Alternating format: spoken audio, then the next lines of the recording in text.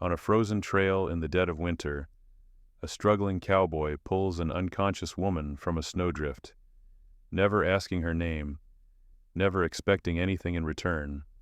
But when a letter arrives 2 weeks later, revealing she owns the largest cattle empire in the territory, his act of kindness becomes the key to a future he never dared to dream of. Before we dive into this story, let us know where you're watching from in the comments below. The wind screamed through Widow's Pass like a wounded animal, tearing across the narrow trail that snaked between towering pines and sheer rock faces. Snow fell in thick, blinding sheets, turning the world into nothing but white noise and cold. Jesse Dalton hunched forward in his saddle, one gloved hand gripping the reins, the other holding his coat collar tight against his neck. His horse, an old roan mare named Dust, picked her way carefully through the drifts, ears pinned back against the storm. Behind him, wrapped in a wool blanket and strapped securely to the saddle, 8-year-old Tommy fought to keep his eyes open.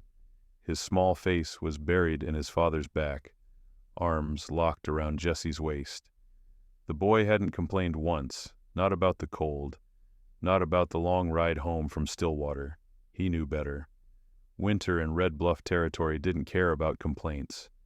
Jesse had spent 14 hours at Harlow's stable, shoeing horses and mending broken wagon axles for travelers passing through. His hands still ached from the work, knuckles cracked and raw despite the leather gloves. The pay wasn't much, but it kept food on the table and firewood stacked by the cabin door. That was enough. It had to be. They were less than 3 miles from home when Jesse saw it. A dark shape slumped against the base of a wind-twisted pine just off the trail. At first, he thought it was a fallen branch or maybe a deer carcass left by wolves. But as Dust drew closer, the shape took form. A horse. Black as midnight, legs folded beneath it, head drooped low, and beside it, half buried in the snow, a figure in a long coat. Jesse reined Dust to a halt. His gut tightened. "Stay put, Tommy," he said quietly, swinging down from the saddle. The boy nodded, clutching the blanket tighter. Jesse approached slowly, boots crunching through the snow. The horse lifted its head weakly, steam rising from its nostrils. Exhausted, but alive. The person beside it wasn't moving. Jesse dropped to one knee, brushing snow from a shoulder, a face, a woman. Her lips were pale blue, skin like wax, eyes closed. Ice clung to her dark hair, and her breathing was so shallow he almost missed it. "Ma'am," Jesse said, voice firm but gentle. He shook her shoulder. Nothing. He pulled off his glove, pressed 2 fingers to her neck. A pulse. Faint, but there. He didn't hesitate, didn't wonder who she was or how she'd ended up out here alone. Didn't think about the storm or the miles still between them and shelter. He just moved. Scooping her up in his arms, he carried her back to Dust, who snorted nervously but held steady. Jesse shifted Tommy forward in the saddle, then carefully positioned the woman behind the boy, draping her limp arms around Tommy's waist. "Hold her hands, son," Jesse said. "Don't let go." Tommy's eyes were wide, scared, but he nodded and gripped the woman's frozen fingers in his own small ones. Jesse climbed up in front of them both, took the reins, and kicked Dust into motion.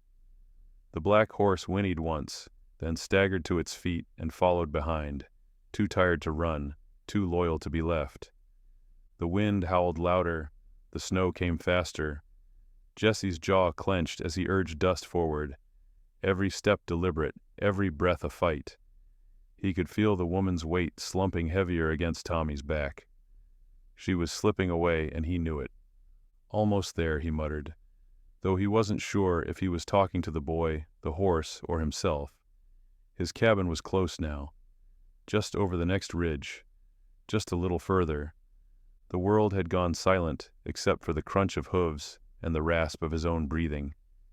In his arms, in his care, was a stranger whose name he didn't know, and Jesse Dalton, a man who had nothing to give but his own 2 hands, rode harder into the storm. Jesse didn't stop until he saw the outline of his cabin breaking through the wall of white. It wasn't much to look at.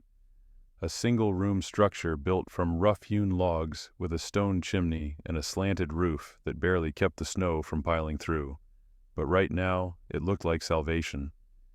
He dismounted quickly, his boots sinking deep into the snow. Tommy was shivering now, his lips pressed tight, trying to be brave. Jesse reached up and carefully pulled the woman down from the saddle, cradling her against his chest. She was heavier than he expected. Dead weight in his arms, her head lolling to one side. Her breathing was so faint, he had to press his ear close to her mouth, just to be sure it was still there. "Tommy, get the door," Jesse said, his voice steady despite the panic clawing at his chest. The boy slid down from the saddle and ran ahead, fumbling with the latch. The door swung open with a groan, and a gust of warm air spilled out into the cold. Jesse carried the woman inside and laid her gently on the narrow cot near the fireplace. The embers were still glowing faintly from the morning fire, and he wasted no time throwing 2 fresh logs onto the coals, stirring them until flames licked up hungrily. "Tommy, grab every blanket we got," Jesse said, already kneeling beside the woman. He pulled off her soaked coat, heavy with ice and snow, then her boots. Her feet were pale, almost gray. Frostbite was settling in. He worked quickly, wrapping her legs in a thick quilt, tucking another around her shoulders. Tommy came back with an armful of wool blankets and a patchwork quilt his mother had made years ago, before the fever took her. Jesse draped them all over the woman, layering them carefully, then moved to the small stove in the corner. He filled a dented kettle with water from the bucket and set it to boil. His hands were shaking now, not from the cold, but from something else. Fear, maybe. Responsibility. He'd pulled people out of trouble before, helped a neighbor with a broken wagon axle, or carried an injured man back to town after a bar fight. But this was different. This woman was hanging by a thread, and if she didn't make it, it would be on him. "Is she gonna die, Pa?" Tommy's voice was small, barely above a whisper. Jesse looked over his shoulder at his son, standing there with snow still melting in his hair, eyes wide and scared. He wanted to lie, to tell the boy everything would be fine. But he'd never lied to Tommy before, and he wasn't about to start now. "I don't know," Jesse said quietly, "but we're going to do everything we can." He poured hot water into a tin cup, added a pinch of dried mint from a jar on the shelf, and knelt beside the cot again. Lifting the woman's head gently, he pressed the rim of the cup to her lips. Most of it dribbled down her chin, but a few drops made it past her lips. Her throat moved just barely. "That's it," Jesse murmured. "Come on now, stay with us." He set the cup down and rubbed her hands between his own, trying to coax warmth back into her fingers. They were like ice, stiff and unresponsive. He worked in silence, methodical, focused. Tommy crept closer, watching. "Can I help?" the boy asked. Jesse nodded. "Stoke the fire. Keep it hot." Tommy moved to the hearth, carefully adding kindling, his small hands steady despite the fear in his eyes. The flames grew brighter, casting long shadows across the walls. The cabin filled with warmth, and slowly, painfully slowly, color began to seep back into the woman's face. Her eyelids fluttered, once, twice. Then her lips parted, and a soft, broken sound escaped her throat. Not words, just breath, but it was enough. Jesse exhaled, a weight lifting from his chest. She was still here, still fighting. He sat back on his heels, wiping his forehead with the back of his hand, and glanced at Tommy. The boy was watching him with something like awe. "You did good, son," Jesse said quietly. Tommy smiled, just a little. "So did you, Pi." The fire crackled softly, filling the cabin with a warmth that felt almost sacred after the brutal cold outside. Jesse sat in the wooden chair by the hearth, elbows resting on his knees, watching the woman on the cot. Her breathing had steadied, deeper now, more certain. The color had returned to her cheeks, faint but present, like the first blush of dawn over the mountains. Tommy sat cross-legged on the floor near the stove, stirring a pot of beans and salt pork that bubbled over the heat.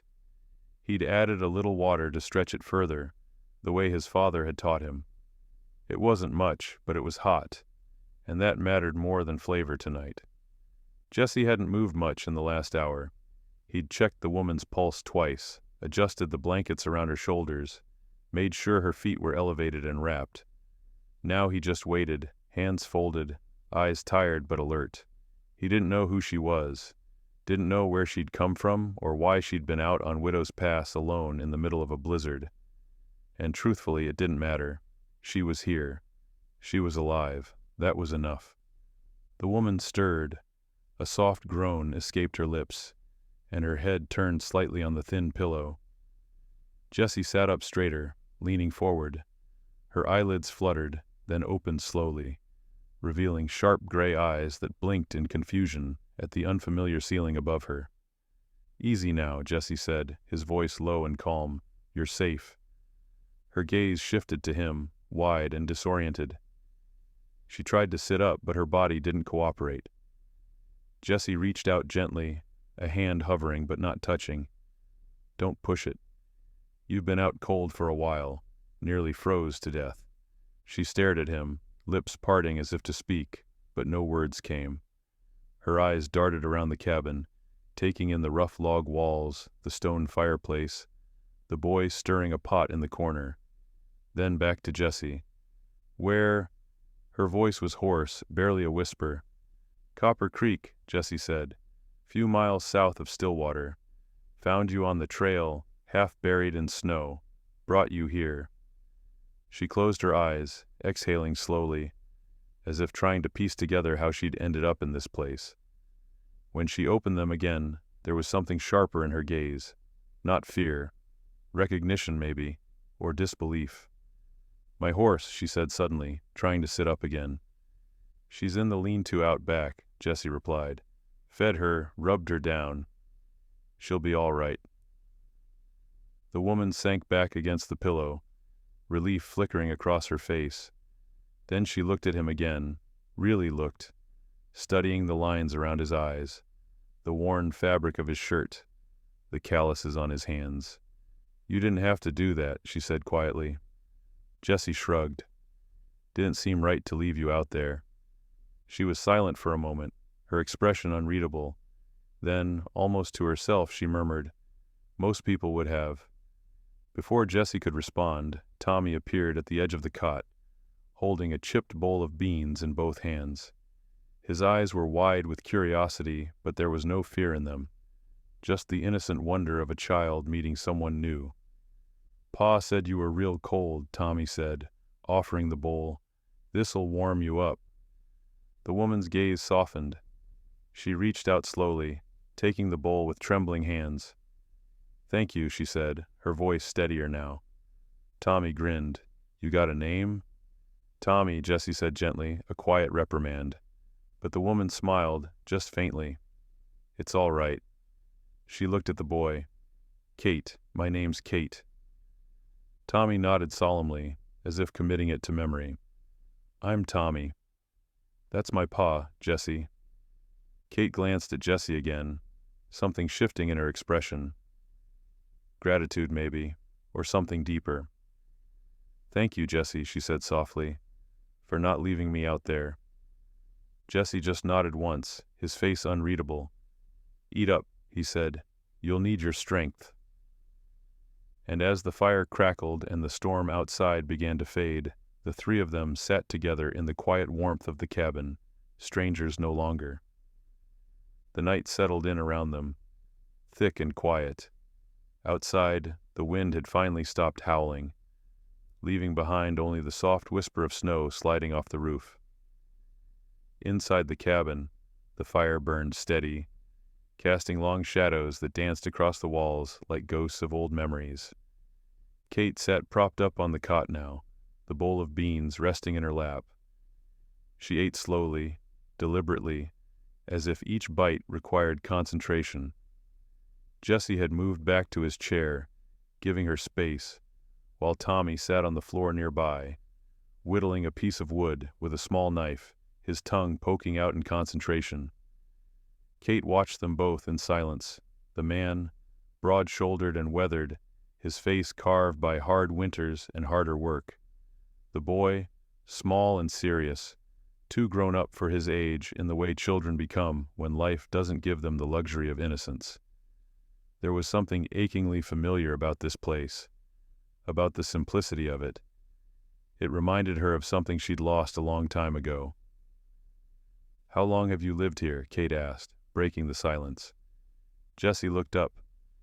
"Going on 6 years now. Built it myself after my wife passed." Kate's gaze softened. "I'm sorry." He nodded once, the gesture brief, practiced. "Tommy was just 2. Needed a place to raise him. This was all I could afford." "It's honest work," Kate said, glancing around the cabin. "Good work." Jesse's jaw tightened slightly, not in anger, but in something close to pride. "It keeps us fed, keeps us warm. That's all a man can ask for." Kate set the empty bowl down on the small table beside the cot. "You could ask for more." Jesse met her eyes, his expression unreadable. "Could. Don't see the point." There was a weight to his words, a quiet resignation that Kate recognized all too well. She'd seen it in the faces of men who worked her land, men who broke their backs for wages that barely stretched from one season to the next, men who'd stopped dreaming because dreaming hurt too much. "What were you doing out there?" Jesse asked, his voice gentler now.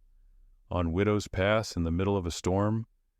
Kate exhaled slowly, her fingers tracing the edge of the quilt draped over her legs. "I was heading to Grand Pine Lodge. Had business there. My driver got sick 2 days ago, so I went alone. Thought I could make it before the storm hit." She paused, a bitter smile crossing her lips. "I was wrong." "That trail's no place for a woman alone," Jesse said, not unkindly. Kate's eyes flashed just for a moment. "I've ridden worse trails than that. I know how to handle myself." Jesse raised an eyebrow but didn't argue. "I'm sure you do. Still doesn't mean the mountain cares." She studied him again, longer this time. There was no condescension in his voice, no judgment, just a plain-spoken truth delivered without malice. It was rare, she realized, to meet someone who spoke without calculation, without an angle. "What do you do?" Tommy asked suddenly, looking up from his whittling. "For work, I mean." Kate hesitated. She could feel Jesse's gaze on her, patient but curious. "I run a ranch," she said carefully. "Cattle, mostly." Tommy's eyes lit up. "Like the big ones? With hundreds of head?" Kate smiled despite herself. "Something like that." "Must be nice," Jesse said quietly, leaning back in his chair. "Having land like that." There was no envy in his voice, no bitterness, just a quiet observation. Kate felt something twist in her chest. She thought of the sprawling estate in Silver Ridge, the endless pastures, the mansion with more rooms than she could ever use. And then she looked around this cabin, small and worn and filled with warmth, and realized which one felt more like home. "It has its challenges," she said softly. Jesse nodded, as if he understood more than she'd said. "Everything worth having does." Tommy yawned, his eyelids drooping.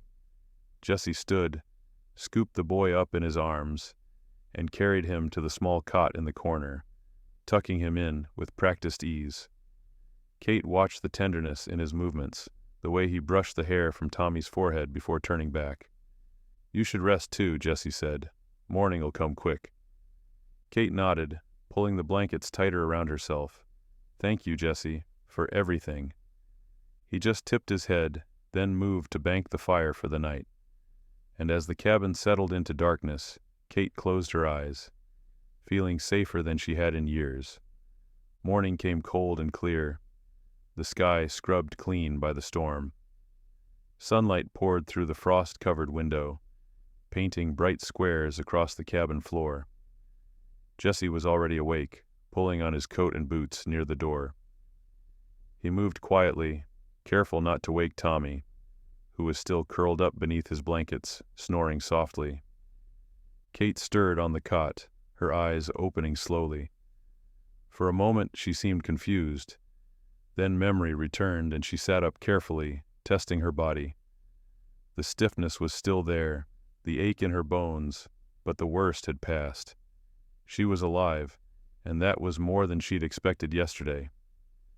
"Morning," Jesse said, glancing over. "How you feeling?" "Better," Kate replied, her voice still rough but stronger. "Much better." Jesse nodded. "Good. I'm gonna check on your horse, make sure she's ready to ride. Storm's past. Roads should be clear enough by midday." Kate swung her legs off the cot, testing her weight. Her boots sat near the fire, dried and warmed. "I can help." "No need," Jesse said, already pulling on his gloves. "You just rest up." Before she could argue, he was out the door, letting in a sharp gust of cold air before closing it behind him. Kate stood slowly, steadying herself against the wall, then moved to the window. Through the frosted glass, she watched Jesse trudge through the snow toward the small lean-to behind the cabin. Tommy woke a few minutes later, rubbing his eyes and padding over to stand beside her. "He's always like that," the boy said matter-of-factly. "Always fixing things, even when nobody asks." Kate smiled. "Sounds like a good man." "Best man I know," Tommy said, with the absolute certainty only a child could muster. Outside, Jesse worked with quiet efficiency. He'd already fed Kate's horse, a fine black mare with good lines and expensive tack. Too expensive for someone traveling alone, he thought, but he didn't dwell on it. He checked her hooves, ran his hands along her legs, examined the saddle for damage. The leather was high quality, barely worn. Everything about this woman spoke of money, of a life far removed from his own. But she hadn't acted like it, hadn't looked down at his cabin or turned her nose up at the simple food. She'd said thank you like she meant it, like gratitude wasn't just a word, but something she felt in her bones. Jesse found a loose cinch strap and tightened it, then adjusted the stirrups. When he was satisfied the mare was sound, he led her around front and tied her to the porch rail. Kate was standing in the doorway now, wrapped in her coat, her color fully returned. "She's ready," Jesse said simply. "Should get you back to Stillwater without trouble." Kate stepped down off the porch, running a hand along the mare's neck. The horse nickered softly, nuzzling her shoulder. "You didn't have to do all this," she said quietly. Jesse shrugged. "Horse needed tending. Didn't make sense to send you off with loose tack." Kate turned to face him, her gray eyes searching his. Most men would have asked for payment, or at least expected it. "I'm not most men." She held his gaze for a long moment, and something passed between them. An understanding, maybe. A recognition of something rare in a world that often felt too hard, too transactional. She reached into her coat pocket, pulled out a folded bill.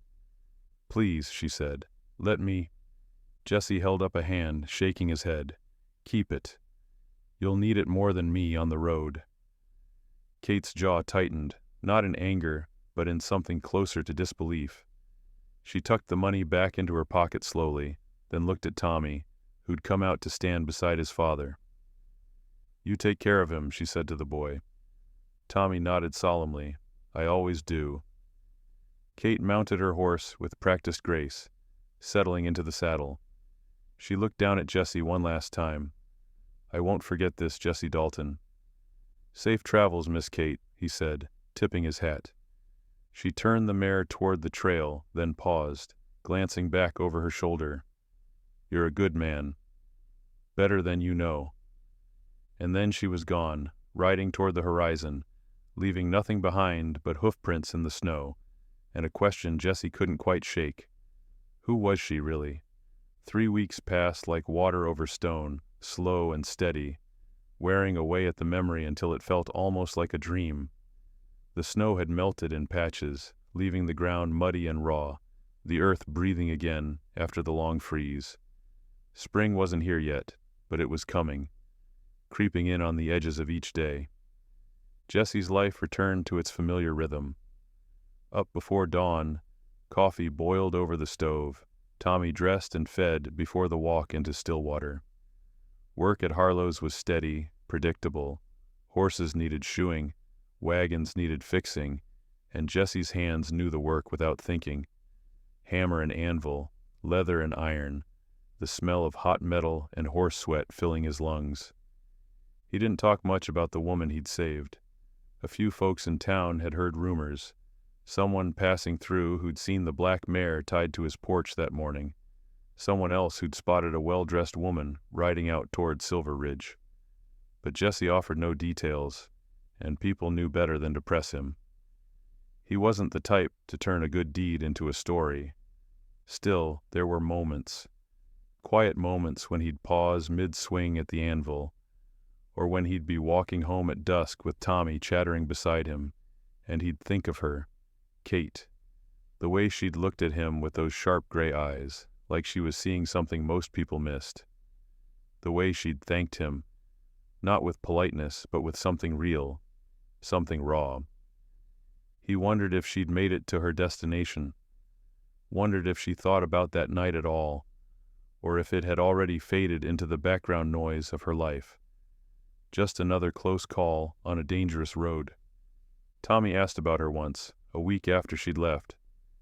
"You think we'll see Miss Kate again, Pa?" Jesse had been mending a bridle by lamplight, his hands working the leather with practiced ease. He didn't look up. "I doubt it, son. She's got her own life. We got ours." Tommy had nodded, accepting the answer the way children do when they trust their father's word completely.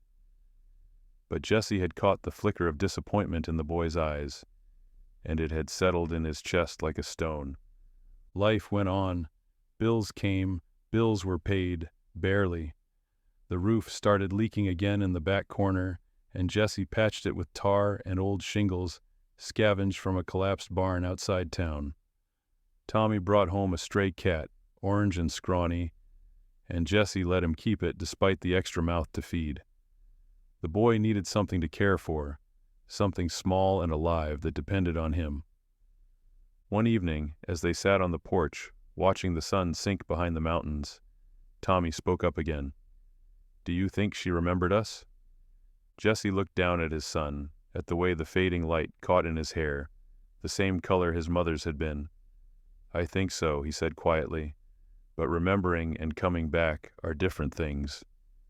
Tommy frowned, thinking it over, but she said she wouldn't forget. People say a lot of things, Tommy. Doesn't always mean they can keep them. The boy fell silent, leaning against his father's side. Jesse wrapped an arm around him, pulling him close.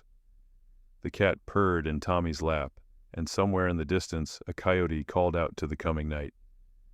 Jesse told himself he didn't expect anything. Told himself that saving her life had been the right thing to do, and that was enough. He didn't need gratitude, didn't need recognition. He'd done what any decent man would do, and the world didn't owe him anything for it. But late at night, when the fire burned low and Tommy was asleep, Jesse would sometimes find himself staring at the door, wondering if she'd really meant it when she said she wouldn't forget, wondering if somewhere out there, in a world far bigger and wealthier than his own, she ever thought about the man who'd pulled her from the snow and asked for nothing in return. He told himself it didn't matter, but deep down, in a place he didn't often visit, he wondered if maybe, just maybe, it did. The writer came on a Thursday afternoon, just as Jesse was finishing up a wheel repair outside Harlow's.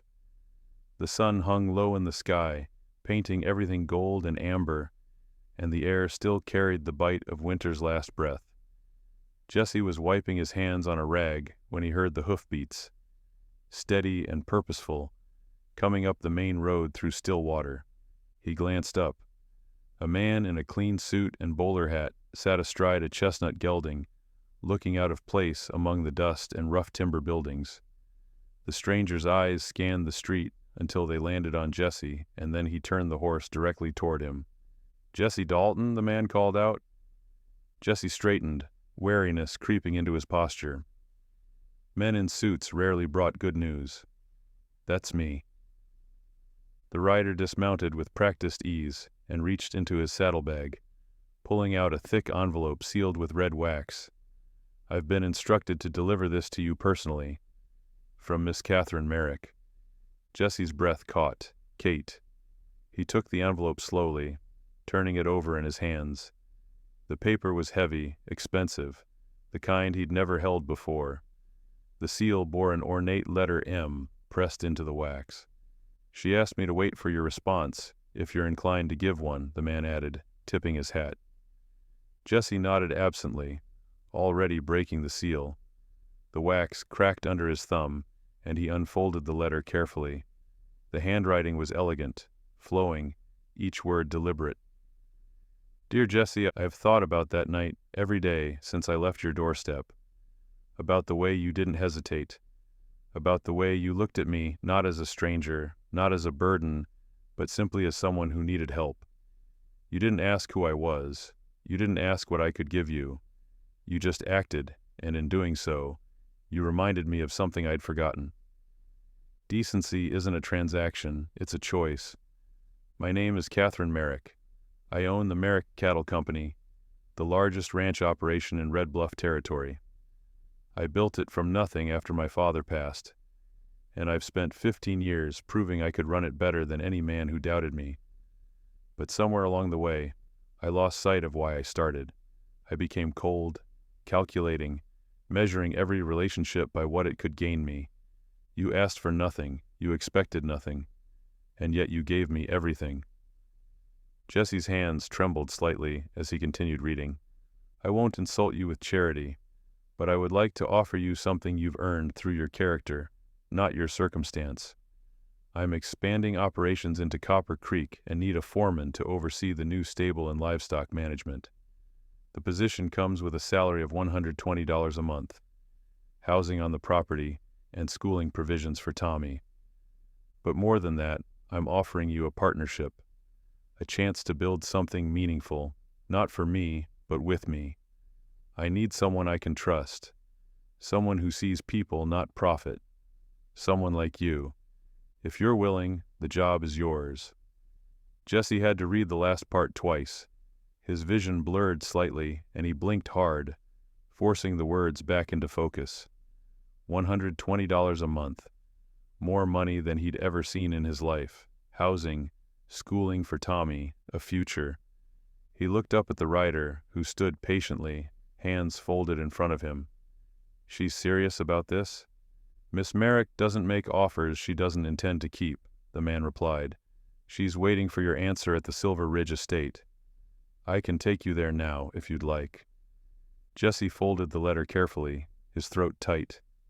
He thought about Tommy, about the leaking roof and the empty cupboards and the endless grind of barely making it through each month.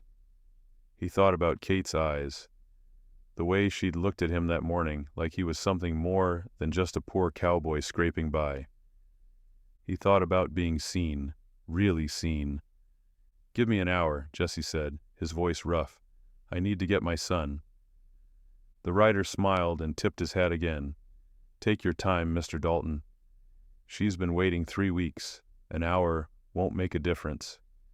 Jesse stood on the porch of his cabin, the letter still clutched in his hand, staring out at the land he'd carved a life from with nothing but sweat and stubbornness. The sun was setting behind the mountains, painting the sky in shades of purple and gold. Tommy sat beside him on the wooden step, the orange cat curled in his lap, purring softly. "Pa?" Tommy's voice was small, uncertain. "What's the letter say?" Jesse looked down at his son, at the wide eyes that held so much trust, so much hope. He knelt down slowly, bringing himself to the boy's level, and placed a hand on his shoulder. "You remember Miss Kate?" Jesse asked gently. Tommy nodded quickly. "The lady you saved." "That's right." Jesse took a breath. Turns out she owns the biggest ranch in the whole territory, and she's offering me a job. A real job, Tommy. Good pay, a proper house, and a school for you." Tommy's eyes went even wider. "A school? With books and everything?" Jesse's throat tightened. "With books and everything. Are we gonna say yes?" the boy asked, his voice climbing with excitement. Jesse felt the weight of the moment settle over him like a physical thing. All his life, he'd worked for scraps, for survival, for just enough to keep going one more day. He'd never asked for more because asking felt dangerous, like hoping for something you couldn't afford to lose. But here it was, offered freely, not because he'd begged for it, but because he'd done what was right when no one was watching. "Yes, son," Jesse said, his voice breaking just slightly. "I think we are." Tommy threw his arms around his father's neck, and Jesse held him tight, feeling the boy's small heartbeat against his chest. Tears stung his eyes, but he didn't wipe them away. He let them fall, let himself feel the weight of years of struggle finally lifting, just a little. An hour later, Jesse and Tommy rode into Silver Ridge, behind the suited rider. The Merrick estate sprawled before them like something out of a dream, vast pastures dotted with cattle, white fences stretching toward the horizon, and a grand house that caught the last light of day like a beacon. Kate stood on the wide porch, her hands clasped in front of her, watching them approach. She'd changed from trail clothes into a simple dress, her dark hair pulled back, but her eyes were the same, sharp, steady, real. Jesse dismounted and lifted Tommy down, then walked slowly toward her. For a moment, neither of them spoke. They just stood there, two people from different worlds who'd found something rare in each other: respect, recognition, truth. "You came," Kate said softly. "You asked," Jesse replied. A smile touched her lips, small but genuine. She looked down at Tommy, who was staring up at the house with wonder. "You must be Tommy." "Yes, ma'am," the boy said, remembering his manners. "There's a library inside," Kate said. 300 books. You're welcome to read any of them." Tommy looked up at his father, disbelief and joy warring on his face. Jesse nodded, and the boy took off running toward the house, the orange cat bounding after him. Kate turned back to Jesse. "I meant what I said in the letter. This isn't charity. You earned this." Jesse shook his head slowly. "I just did what anyone should have done. But most wouldn't have," Kate said quietly. "That's the difference. That's why you're here." Jesse looked out at the land, at the future spread before him, like a gift he'd never dared imagine. Then he looked back at Kate, at the woman who'd seen something in him worth investing in, worth believing in. "Thank you," he said, and the words carried everything he couldn't say. Gratitude, yes, but also hope. The kind of hope that doesn't break under the weight of the world. Kate extended her hand. "Partners?" Jesse took it, his calloused palm against hers, and nodded. "Partners." As the sun dipped below the mountains and the stars began to appear, two lives that should never have crossed paths became forever intertwined. A cowboy and a cattle queen, bound not by circumstance, but by the simple, enduring power of doing what's right. And in that moment, everything changed. Join us to share meaningful stories by hitting the like and subscribe buttons. Don't forget to turn on the notification bell to start your day with profound lessons and heartfelt empathy.